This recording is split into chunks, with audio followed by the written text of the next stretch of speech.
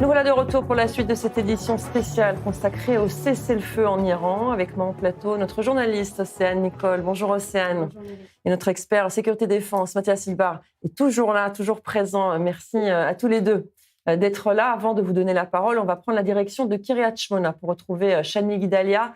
Bonjour Shani. Toujours de nombreuses alertes dans les localités à la frontière avec le Liban et notamment là où vous vous trouvez. Exactement, Myri. Il y a eu, depuis le début de la journée, énormément d'alertes qui ont visé les localités du Nord. Ici, à Kiryat Shmona, on est à peine 3 kilomètres de la frontière avec le Liban. Donc, en cas d'alerte, on n'aura que quelques secondes pour se mettre à l'abri. L'abri qui est juste à côté, je tiens quand même à le préciser. Mais les sirènes d'alerte se sont véritablement intensifiées depuis le début de la journée. Rien qu'à Kiryat Shmona, il y en a eu une dizaine et le Hezbollah menace de continuer ses tirs sur les localités israéliennes si Tsahal poursuit ses opérations au Liban. On précise quand même que le Hezbollah ne fait pas partie de l'accord de cessez-le-feu qui a été conclu avec l'Iran. Shani, les opérations se poursuivent au Liban, justement, vous venez de le dire. Les frappes contre le Hezbollah, tout comme l'intervention terrestre dans le sud du pays, sont toujours en cours. Exactement, des frappes aériennes et des opérations terrestres ciblées qui se sont intensifiées. Selon les médias libanais, il y a eu une intensification de ces opérations. On a vu nous-mêmes, on a déjà entendu plusieurs explosions du côté du sud Liban et on a vu des nuages de fumée. Je précise encore une fois qu'on est à peine 3 kilomètres de la frontière, donc on entend aussi de lourdes explosions, preuve de l'intensité des combats qui se déroulent. Pour ne citer que quelques opérations qui ont été menées aujourd'hui par l'armée israélienne, Tsahal qui a entamé l'encerclement de la localité de Binjbel pour traquer des terroristes qui s'y étaient cachés. Beaucoup d'infrastructures du Hezbollah qui ont aussi été démantelées. Il y a eu aussi 2 points de passage clés qui ont été ciblés. Ils étaient utilisés par le Hezbollah pour passer du nord au sud du fleuve Litani. Donc on voit que Tsahal fait tout véritablement pour empêcher le Hezbollah de se réorganiser et de se recomposer. Il y a eu, Israël Katz vient de l'annoncer, depuis le début de l'opération Obscurité éternelle qui a débuté hier, plus de 200 terroristes du Hezbollah qui ont été éliminés. Merci beaucoup, Shani Guidalia, depuis la frontière avec le Liban. Mathias, on le voit, on l'a dit tout à l'heure aussi, les opérations se poursuivent au Liban avec notamment des éliminations ciblées qui sont toujours en cours. L'idée là, c'est de faire comme si le cessez-le-feu avec l'Iran n'existait pas. Exactement, et c'est la raison pour laquelle les 5 divisions, et désormais on peut parler de 5 divisions, puisque la 210 vient de se joindre au combat des 4 déjà au sol, eh bien, opère comme si de rien n'était. Avec les discussions que j'ai pu mener juste avant de prendre antenne, avec notamment des officiers engagés au combat, ils me disent très clairement qu'il n'y a pas de restrictions ni opérationnelles, ni diplomatiques, dans le sens où, puisque J.D. Vance, le vice-président des États-Unis, a dit que Israël aurait proposé, par exemple, de frapper moins fort pour faire en sorte que ces négociations aboutissent. Sur le terrain, ce n'est pas le cas. Parce que sur le terrain, Tsahal opère comme si de rien n'était. Et Binjbel est, qui plus est, véritablement aussi une place forte du Hezbollah. Une fois que Binjbel sera tombé, et c'est aussi ce qu'on souhaite pour que justement Tsahal puisse avancer vers le Litani, eh bien déjà, de ce côté-là, il y aura une route plus sûre.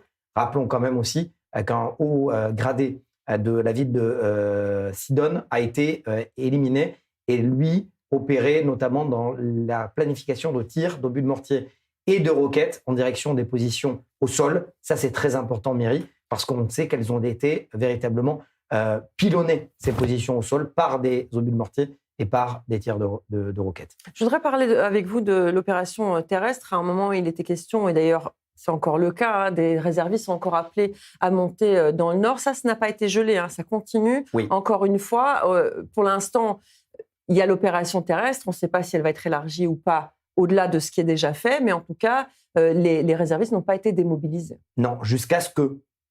C'est la vraie question. Vous savez, en Israël, l'armée ne décide pas. C'est le politique qui donne le là à l'armée. Pour l'instant, le politique, en l'occurrence le Premier ministre et le cabinet, donnent pour l'instant toute confiance au commandant de la région Nord. Pourquoi je dis au commandant de la région Nord et pas au chef d'état-major ? Parce que jusqu'à présent, c'est historique, et ça vous le savez, pendant la guerre avec l'Iran, eh bien, c'était le commandant de la région Nord qui avait les pleins pouvoirs sur cette opération. Là, on est en train, au forum Matkal, c'est-à-dire au forum des officiers de l'état-major israélien, de repositionner les grades. Normalement, le chef d'état-major, puisqu'on est en période de cessez-le-feu, devrait reprendre la main sur cette campagne au Liban et au Sud-Liban.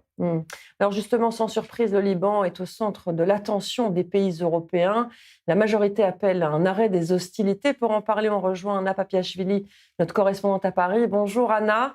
La France, là aussi sans surprise, est l'un des pays qui condamne avec le plus de vigueur les opérations israéliennes au Liban. Oui, pour le chef de la diplomatie française, Miri, les attaques israéliennes, notamment celles d'hier, sont intolérables et fragilisent le cessez-le-feu. Pour Jean-Noël Barrot, le Liban doit être également impérativement couvert par cette trêve. Ce cessez-le-feu temporaire, dit-il, qui reste fragile, doit permettre à des négociations de s'ouvrir. Voilà ces déclarations de ce matin. Et puis il ajoute, le ministre français des Affaires étrangères, il affirme que l'Iran doit aussi cesser de terroriser Israël par l'intermédiaire du Hezbollah. La destruction de l'État libanais, dit-il, ne détruira pas le Hezbollah, elle la renforcerait. Voilà ce qu'il a déclaré. Et hier soir aussi, un même son de cloche lors d'un échange téléphonique avec son homologue libanais. Le président français a également condamné les frappes israéliennes et exprimé la pleine solidarité de la France envers le Liban. Emmanuel Macron a réaffirmé la nécessité de préserver l'intégrité territoriale du pays du Cèdre et le soutien de Paris aussi à la remise en œuvre de ce plan de désarmement du Hezbollah. En ce sens, la France assure être aux côtés des forces armées libanaises. Elle fournit d'ailleurs de l'aide technique et matérielle. Même son de cloche du côté du Royaume-Uni. Londres souhaite fortement que le cessez-le-feu entre Washington et Téhéran et Jérusalem soit étendu aussi au Liban. C'est la ministre britannique des Affaires étrangères, Yvette Cooper, qui s'est dite profondément préoccupée par les attaques menées par Israël au Liban ce mercredi, donc hier. Un peu moins catégorique en Europe, c'est l'Allemagne qui a, elle, appelé Israël à limiter son offensive au Liban à la légitime défense. Et puis, du côté de la chef de la diplomatie européenne, Kaja Kallas, la trêve avec l'Iran, dit-elle, devrait s'étendre au Liban et l'Union européenne soutient les efforts du Liban pour désarmer le groupe terroriste du Hezbollah.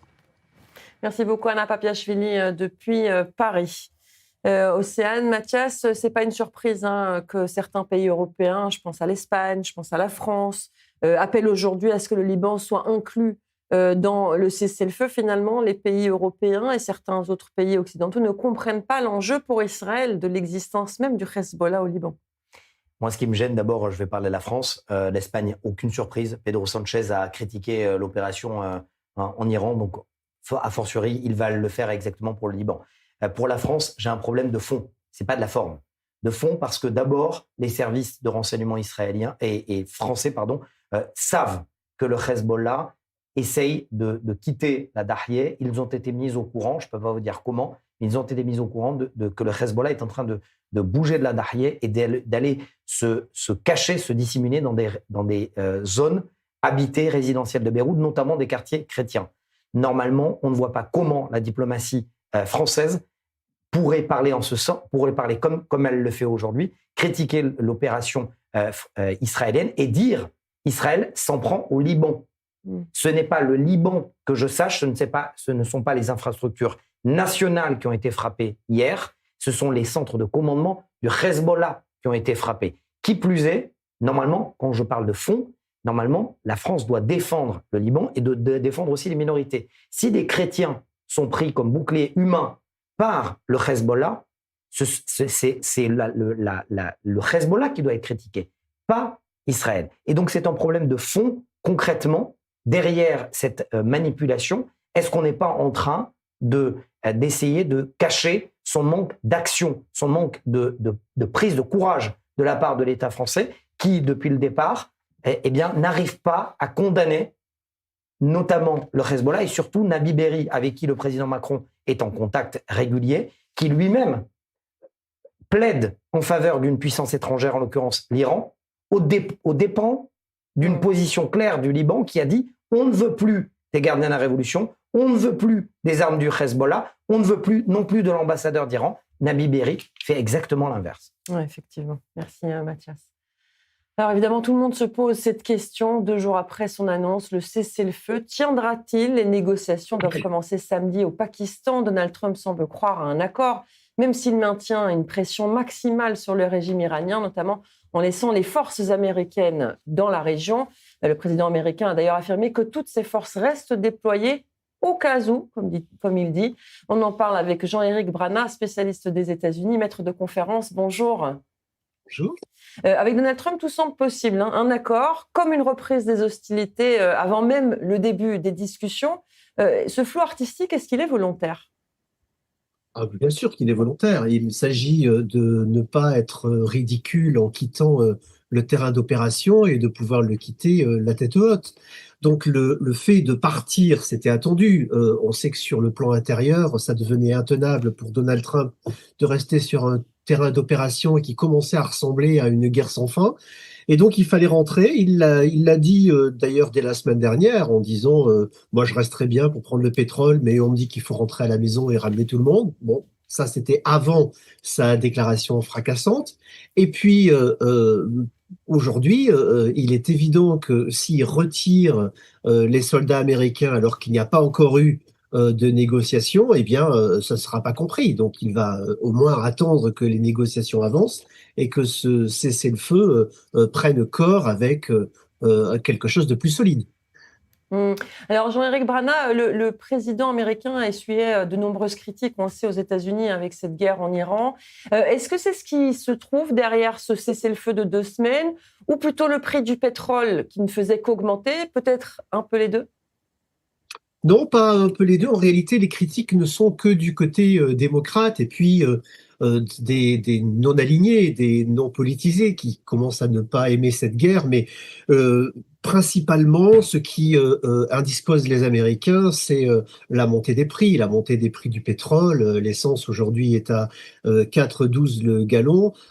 Elle était, d'après Donald Trump, au moment du discours de l'Union le 24 février, à 1,75. En réalité, elle était déjà à 2,50. Mais même si on prend ce prix de 2,50, on voit que l'augmentation, elle est extrêmement forte. Et pour les Américains, eh bien, ça se sent quand ils vont faire leur plein. Pour tous ceux qui vivent du transport, c'est devenu intenable. Et puis, tout le monde a peur que ça fasse une inflation galopante et que tous les prix augmentent rapidement parce que les coûts du transport vont se répercuter, bien évidemment. Donc, c'est pas tant l'opposition parce que il y en a pas. Même avec sa déclaration sur la disparition d'une civilisation, il n'y a eu que 2 sénateurs et un représentant qui ont protesté dans le camp républicain. Sinon, tout le monde était aligné. Et donc, ce n'est pas là-dessus que Donald Trump avait un véritable problème, mais davantage sur le prix, le porte-monnaie et l'inquiétude des Américains de ce côté-là, alors qu'il a promis d'être un président de l'âge d'or. Merci beaucoup en tout cas, Jean-Éric Brana. C'est toujours très clair quand vous analysez Donald Trump et la position de l'administration américaine. Merci beaucoup. Merci. Donald Trump ne décolère pas contre l'OTAN. Océane, le président américain reproche aux pays de l'Alliance Atlantique, je le cite, de ne pas avoir suffisamment aidé les États-Unis, voire pas du tout, quand les États-Unis en avaient besoin. Il l'a encore affirmé d'ailleurs hier. Tout à fait. Et Donald Trump qui va plus loin, qui envisage même des sanctions justement contre ces pays européens, ces pays de l'OTAN qui n'ont pas fait assez, qui n'ont pas apporté le soutien à Israël et aux États-Unis pendant cette guerre contre l'Iran. On rappelle que Donald Trump voulait une participation active de l'OTAN avec une augmentation des dépenses de défense parce que pour les États-Unis, eh bien, cette guerre contre le régime des Mollahs, ce n'était pas une guerre régionale, mais il y avait clairement une menace même mondiale, la menace que représentait l'Iran. C'est pourquoi Washington voulait que l'OTAN soit impliquée. Ça n'a pas été le cas, bien loin de là. Les pays européens n'ont pas seulement pas aidé Israël ni les États-Unis, mais certains ont même bloqué l'accès. On parlait tout à l'heure de l'Espagne qui a bloqué l'accès des bases et au survol des avions américains pour ne pas qu'ils aillent combattre en Iran. Donc ça va quand même très loin. Plus la position de la France, de l'Italie également, qui ont été très critiques envers cette guerre israélo-américaine contre l'Iran. Des pays qui sont maintenant perçus par Donald Trump comme ne contribuant pas suffisamment à l'effort collectif. Alors, parmi les mesures qui sont d'ores et déjà envisagées par le président américain, il y a le retrait des forces américaines de certains pays jugés, je cite, peu coopératifs, et même le redéploiement vers d'autres pays jugés plus utiles, plus favorables dans la campagne contre l'Iran. Et le président américain dit même peut-être fermer certaines bases américaines en Europe. Selon le Wall Street Journal, parmi ces pays, il y aurait la Pologne, la Roumanie, la Lituanie ou la Grèce. À noter qu'attention, ça reste du Donald Trump. Ce sont c'est ce qu'il a dit, c'est en effet envisagé par le président américain, mais il n'y a aucune décision véritable qui a été signée, qui a été validée. Mais ça montre quand même le fossé et l'écart qui se creuse et qui s'est creusé ces 6 dernières semaines, entre les États-Unis et les pays européens, et notamment les pays de l'OTAN. Et justement, Donald Trump, on a parlé hier de ces sanctions éventuelles et de ce fossé avec le secrétaire général de l'OTAN. Tout à fait, Mark Rutte, qui a été donc reçu à la Maison-Blanche, une conversation jugée très franche par la Maison-Blanche. Elle a duré 2h30 donc à Washington, et Donald Trump lui a dit clairement à sa façon qu'il était assez triste, déçu que l'OTAN ait tourné le dos aux Américains. Il a dit que l'OTAN n'était pas là quand nous avions besoin d'elle, elle ne sera pas non plus là quand nous aurons de nouveau besoin d'elle. Mark Rutte, qui a été un petit peu, qui assure, je comprends la déception du président américain. Il a été interviewé un petit peu plus tard par CNN, une chaîne américaine, et à la question « Est-ce que des pays de l'OTAN ont failli ?», la réponse du directeur donc, de l'organisation transatlantique, c'est quelques-uns oui, mais une large majorité des pays européens, et c'est ce dont nous avons discuté aujourd'hui, ont fait ce qu'ils avaient promis. Et à la question cette fois de savoir si le monde était plus sûr aujourd'hui qu'avant le début de la guerre, et bien là la réponse du directeur de l'OTAN, c'est absolument, parce que, et c'est grâce au président des États-Unis, ce sont ces mots, il est très important de dégrader les capacités militaires de l'Iran. C'est ce qu'il a donc dit hier dans cet entretien à la Maison-Blanche hier. Effectivement. Alors justement, on va continuer à en parler de ce fossé entre l'OTAN et les États-Unis. Nous sommes en ligne avec le vice-amiral Patrick Chevalleroux. Bonjour. Vous êtes aussi président de l'Institut Open Diplomacy. Des menaces en l'air de Donald Trump, ou est-ce qu'on risque de voir clairement ou pas des sanctions contre certains pays? Je crois que Trump fait du Trump. Évidemment, on commente ses propos et c'est bien normal, mais je crois qu'il faut relativiser tout ça. Je rappellerai que l'OTAN, en fait, c'est une organisation politico-militaire. Ça veut dire qu'elle a une jambe politique et une jambe militaire. Une jambe militaire qui est extrêmement préparée, crédible, dissuasive, entraînée, performante, et puis une jambe politique qui est très très abîmée. Mais cette jambe politique, elle n'est pas abîmée depuis hier et depuis les déclarations de Donald Trump. L'espèce d'alignement des États-Unis depuis le retour de Donald Trump à la Maison-Blanche sur le Kremlin, au détriment de l'Ukraine, d'une part. Ensuite, les menaces vis-à-vis du Groenland, qui est un territoire qui appartient à un État de l'Union européenne, enfin, qui est également membre de l'OTAN. Tout ça a beaucoup abîmé l'alliance, et je crois finalement qu'il faut donc relativiser un petit peu ce qu'a dit Trump hier soir. Mais justement, à l'époque, même avant l'invasion russe en Ukraine, le président américain, lors de son premier mandat, avait menacé de sortir de l'OTAN. Est-ce que cette menace est encore d'actualité? Et qu'est-ce qui pourrait réellement pousser Donald Trump, les États-Unis de Donald Trump, si vous voulez, à se retirer de l'organisation transatlantique? Alors, techniquement, aujourd'hui, le président américain ne peut pas se retirer de l'OTAN sans un vote du Congrès, dans lequel il aura très vraisemblablement pas la majorité. Par contre, il peut amenuiser les capacités militaires de l'OTAN en retirant des troupes. On a aujourd'hui plus de 80 000 soldats américains qui sont déployés en Europe, dans un certain nombre de pays, dans un certain nombre de bases américaines. Ça, c'est un moyen qu'il a de fragiliser ce que je décrivais, c'est-à-dire la branche militaire de l'OTAN. Et puis, à travers ces déclarations, il affaiblit également la partie politique, c'est-à-dire l'unité l'unité des dirigeants, sans laquelle la branche militaire de l'OTAN, aussi performante soit-elle, ne pourra pas être activée. Merci beaucoup, en tout cas, Patrick Chevallereau, d'avoir répondu à nos questions sur i24 News. Merci. Quel est le bilan de ces 40 jours de l'opération Rugissement du Lion en termes humains, ici, en Israël? On en parle avec Christopher Barolin. Christopher, 42 personnes ont été tuées en Israël au cours de ces 40 jours. En effet, 42 personnes, c'est un chiffre qui a été publié aujourd'hui. Il mène le bilan à la fois des soldats tués sur le front. On a un problème de son, Christopher. On va essayer de vous recontacter, évidemment, de reprendre cette connexion avec vous. Océane, 42 personnes tuées en 40 jours, 22 civils, des Israéliens comme des étrangers. On se souvient aussi qu'il y a des citoyens étrangers, notamment des travailleurs étrangers qui ont été tués, des soldats aussi, 12 soldats israéliens tombés au combat au sud Liban. Ça paraît beaucoup, et en même temps, pour 40 jours, au vu des 12 jours en juin, c'est pas tant que cela. Tout à fait, parce qu'au mois de juin, on se souvient, il y avait 29 personnes qui avaient été tuées, et là, en effet, 42, donc avec évidemment les soldats. Ce qu'il faut dire aussi, c'est que les personnes qui ont été tuées en Israël à cause de ces missiles iraniens, la plupart, ils n'étaient pas dans des zones protégées, ou alors, on prend l'exemple de la synagogue à Beth Shemesh, ils étaient dans un miklat qui n'était pas...